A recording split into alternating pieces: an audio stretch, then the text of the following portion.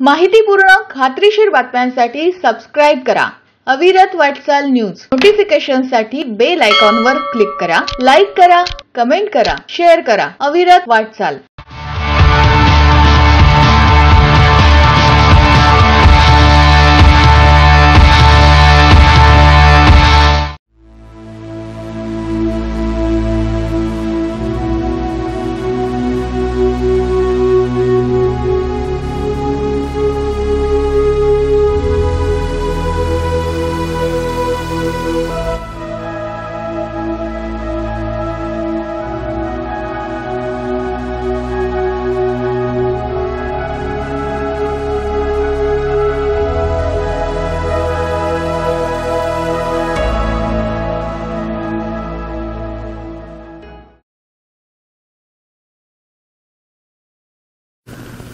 मे महिन्याच्या संपूर्ण कालावधीमध्ये कोविडच्या नवी मुंबई शहरामधल्या डेली रिपोर्ट होणाऱ्या केसेसमध्ये मोठ्या प्रमाणावरती घट होताना दिसून आली आणि त्या पार्श्वभूमीवरती दिनांक 4 जून रोजी शासनाने आदेश निर्गमित केला अनलॉकिंगचा आणि त्या आदेशाच्या अन्वये 7 जून पासून ज्या लेवल निश्चित केल्या होत्या लेवल 1 टू लेवल 5 याच्यामध्ये लेवल 2 मध्ये नवी मुंबई शहर आहे, त्याची अंमलबजावणी सुरू झाली आणि आपल्या शहरामध्ये अनलॉकिंगची प्रक्रिया सुरू झाली।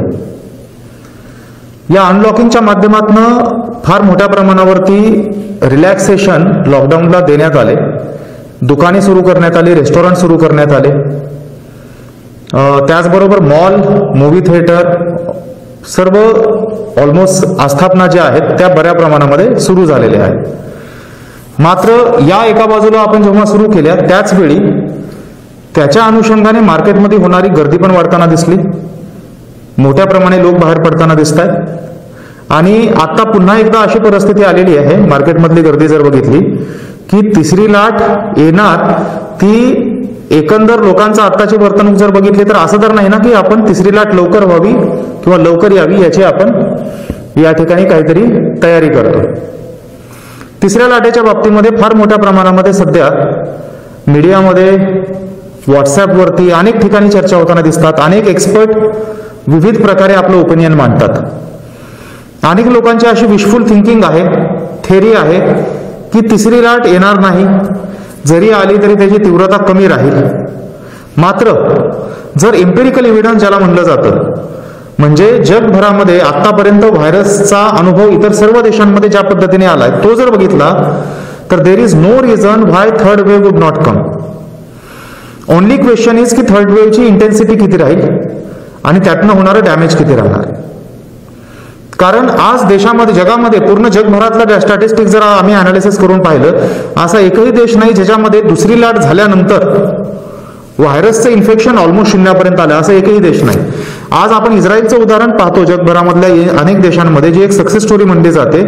इस्रायलमध्ये सुद्धा पहिल्या लाटेच्या तुलनेत दुसरी लाट ही 4 पट मोठी होती, दुसऱ्या लाटेच्या तुलनेत तिसरी लाट ऑलमोस्ट सिमिलर होती। तिसऱ्या लाटेच्या नंतर व्हॅक्सिनेशनचं प्रमाण त्यांनी एवढं वाढवलं आणि आज ऑलमोस्ट 100% ॲडल्ट पॉप्युलेशन पर्यंत तेव्हा त्यांनी व्हॅक्सिनेट केली, त्यावेळी त्यांनी अनमास्किंग सुरू केलं आणि त्यामुळे आज रोजी इस्रायलमध्ये जेव्हा पीक वरती असताना 12-13 हजार पर डेचा केस लोड होता तो आता साधारणतः सिंगल डिजिट डबल डिजिट पर्यंत आलेला दिसतोय। पण त्या स्टेजला जायला आपल्याला फार अजून कालावधी आहे आणि त्या पार्श्वभूमीवरती तिसरी लाट येणार किंवा नाही याची चर्चा करण्यापेक्षा ती येणारे गृहीत धरून त्या पद्धतीने आपली वर्तणूक मॉडिफाय करणं अत्यंत आवश्यक आहे। आज मार्केटमध्ये आपण बघतो, मॉलमध्ये आपण पाहतो, लोकांनी स्वतःला प्रश्न विचारणं आवश्यक आहे की आपण मार्केटमध्ये जातो ते मार्केटमध्ये जाणं अजूनही इसेन्शियल गोष्टींसाठीच जाणं गरजेचं आहे। कृपया नॉन इसेन्शियल गोष्टींसाठी, नॉन इसेन्शियल म्हणजे ज्या आपण अनलॉकिंगच्या ऑर्डरमधलं इसेन्शियल म्हणतो त्याबद्दल मी म्हणत नाही, पण लेजर ऍक्टिव्हिटी आहे, घरात बसून बोर झालं म्हणून मी बाहेर जातोय, या गोष्टींबाबत विचारणं गरजेचं आहे की ठीक आहे this is a difficult time, I can understand. परंतु जर मोठ्या प्रमाणावरती आपण घराच्या बाहेर जाण्याचा ऑप्शन निवडणार असू आणि त्यात तिथून बाहेर गेल्यानंतर परत कोविड अप्रोप्रिएट बिहेवियरचा काहीही संबंध नाही अशा पद्धतीने वर्तणूक होणार असेल तर आपण नक्कीच तिसऱ्या लाटेला आमंत्रण देतो। रादर तिसरी लाट लवकर येईल या पद्धतीनेच आपला प्रयत्न सुरू आहे का असा प्रश्न उपस्थित होतो।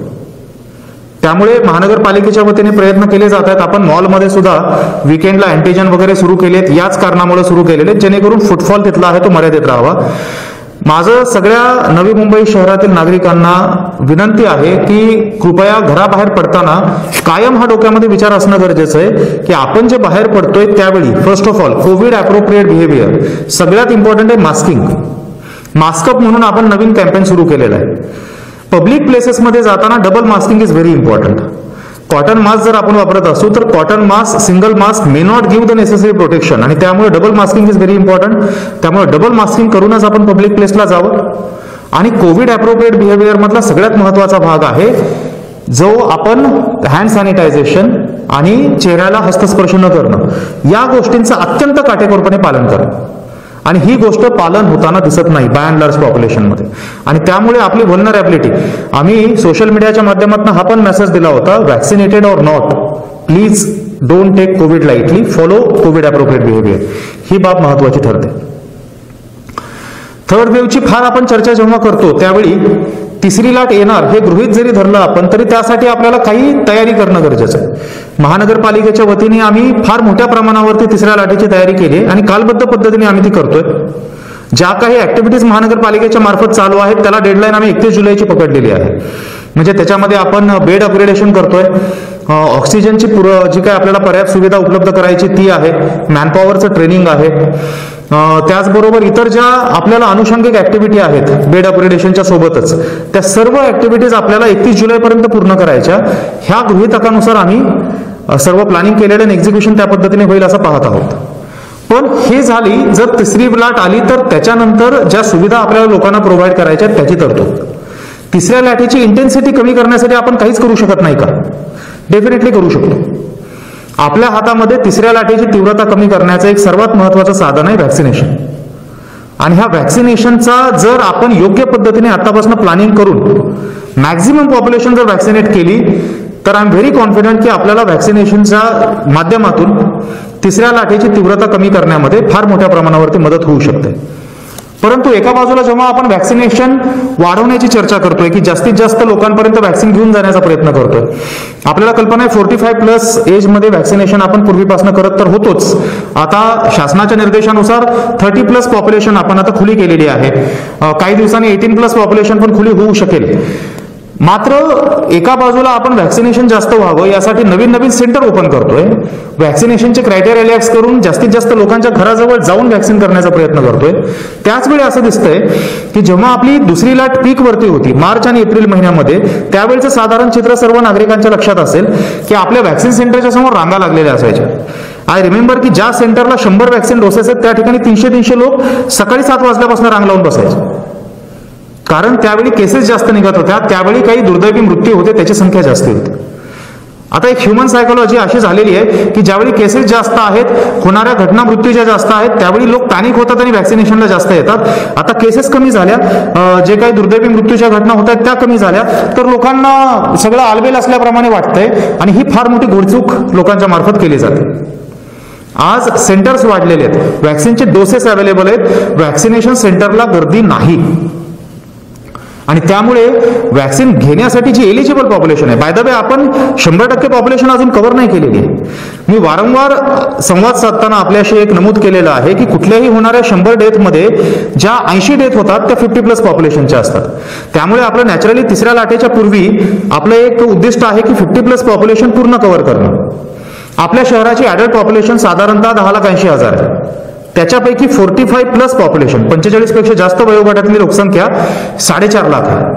आतापर्यंत ह्या 4.5 लाखापैकी साधारणतः 2.25 लाख लोकसंख्येला आपण एक डोस दिले. म्हणजे अजूनही 45+ पैकी ऑलमोस्ट 2 ते 2.25 लाख लोक आहेत ज्यांना सिंगल डोस सुद्धा देणं बाकी आहे. आणि हे फार मोठं चॅलेंज आहे. बाय द वे ह्या सर्व लोकांनी जर ठरवलं की इमिडिएट नेक्स्ट ऑपॉर्च्युनिटी जी असेल मला व्हॅक्सिनेट करून घ्यायची, त्यामुळे आम्ही व्हॅक्सिन करून घेऊ, तर आपल्याला हे पूर्ण लोकसंख्या 2-2.25 लाखाची 1 महिन्याच्या आतमध्ये आपल्याला पूर्ण सुद्धा संपवता येईल. म्हणजे 31 जुलै पूर्वी आपण आपलं ध्येय जे पहिल्यापासून ठेवलेलं आहे 45+ पॉप्युलेशनला ऍटलीस्ट एक डोस द्यायचा, ते आपण गाठू शकतो. मात्र त्यासाठी लोकांनी रिस्पॉन्ड करणं गरजेचं. अनफॉर्च्युनेटली आता लोकांचा रिस्पॉन्स बऱ्याच प्रमाणात कमी झालेला दिसतोय. त्याला अनेक कारण आहेत. आपण स्लम एरिया, गावठाण एरिया या भागामध्ये आउटरीच ऍक्टिव्हिटी सुरू केल्या, डोर टू डोअर ऍक्टिव्हिटी सुरू केल्या. काही प्रमाणामध्ये लोकांमध्ये संभ्रम आहे. व्हॉट्सअपच्या माध्यमातून जे काही अनव्हेरीफाईड फॉरवर्ड्स येतात त्याच्यावरती लोकांकडनं विश्वास ठेवला जातो. बऱ्याचशा अफवा पसरवल्या जातात. दुर्दैवाने काही लोक त्याच्यावरती विश्वास ठेवतात. लक्षात घेणं सर्व नागरिकांनी गरजेचं आहे की व्हॅक्सिन 100% सेफ आहे. आणि आज ज्या लोकांचे दोन्ही डोसेस झालेले आहेत त्यांच्यामध्ये व्हॅक्सिनचे जर आपण इन्फेक्शन पासून जे प्रोटेक्शन मिळण्याचं प्रमाण आहे, सिव्हिरिटी पासून प्रोटेक्शन मिळण्याचं प्रमाण आहे, त्याचे रिझल्ट अत्यंत प्रॉमिसिंग. आणि फॉर दॅट मॅटर आज व्हॅक्सिन सोडून प्रिव्हेंटिव्ह मेजर दुसरं कुठलंही नाही. त्यामुळे व्हॅक्सिन न घेण्यामध्ये कुठलंही लॉजिक नाही, त्याच्यामध्ये कुठलंही कर्तृत्व नाही. आणि त्यामुळे कुठल्याही अफवाला बळी न पडता नागरिकांनी लवकरात लवकर जाऊन व्हॅक्सिन घेणं गरजेचं आहे, ही मी सर्वांना विनंती करतो. मात्र फक्त अफवा किंवा फक्त नॉट सो एज्युकेटेड लोक असतील ज्यांच्यामध्ये काही संभ्रम आहेत आणि त्याच्यामुळे व्हॅक्सिनला त्यांचा रिस्पॉन्स कमी आहे, अशी परिस्थिती नाही आहे. दुर्दैवाची बाब अशी की काही ज्या सोसायटीज आहेत, वेल टू डू सोसायटीज आहेत, एज्युकेटेड पब्लिक आहे, अशा लोकांमध्ये सुद्धा व्हॅक्सिन बाबत काही भ्रामक कल्पना आहेत.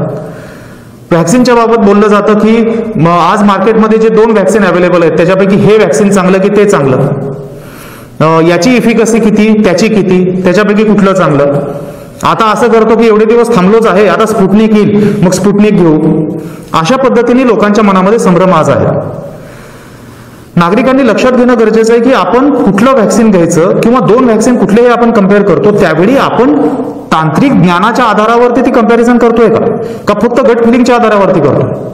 आफ्टर ऑल आपल्याला तांत्रिक ज्ञान त्यात नसेल तर आपण त्याच्याबद्दल कॉमेंट नाही केली पाहिजे आणि आपण त्याच्याबद्दल जे काही त्याच्यामधले कुठलं चांगलं कुठलं वाईट हे आपण जे जज करतो ते करणं चुकीचं होईल.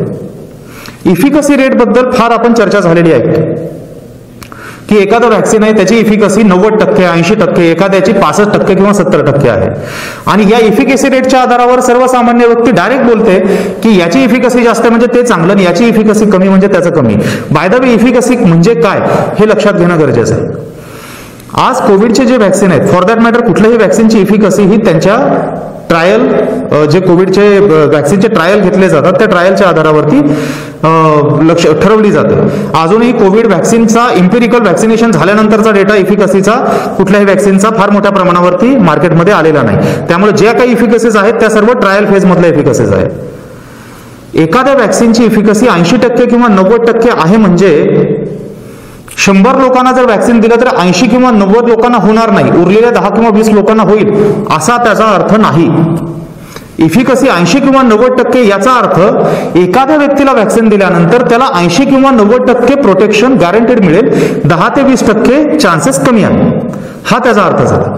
So efficacy applies to individual person, not as 100 people आणि त्याच्यामधले त्याचे प्रोटेक्शन किती.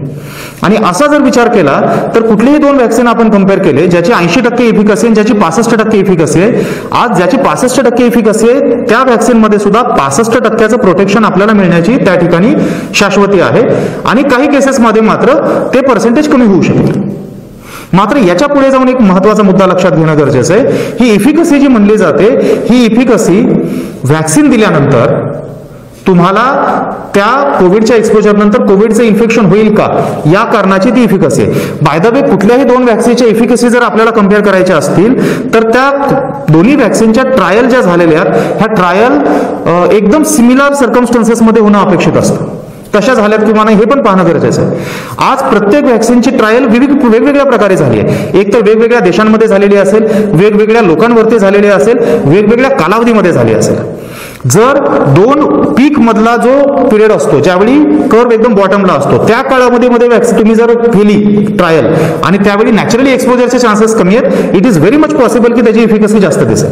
व्हाईल जर पीक मध्ये तुम्ही तीच ट्रायल घेतली ज्यावेळी एक्सपोजर फार जास्त आहे, इट इज पॉसिबल की त्यावेळी इफिकसी थोडीफार कमी पण होऊ शकेल.